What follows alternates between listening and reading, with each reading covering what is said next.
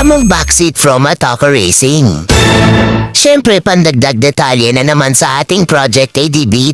Kaya tara ka heartbeat, ikabit na natin. Kailangan lang naman matanggal itong cover para ma-expose yung pinagkakabitan ng upuan.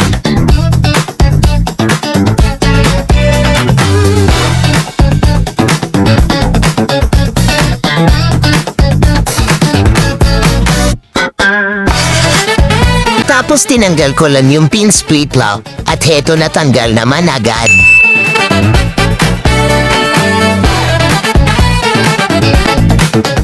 Ganun lang din naman kadali ito ikabit.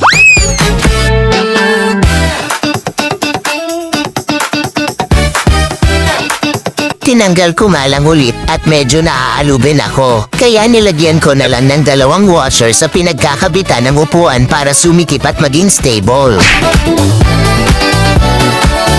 Wala nga pala itong nakakabit na rubber damper ka heartbeat, kaya kinuha ko na lang yung sa dati kong upuan. At kung gusto mo umiscore nito, nandyan lang ang link at alam mo na ang gagawin mo.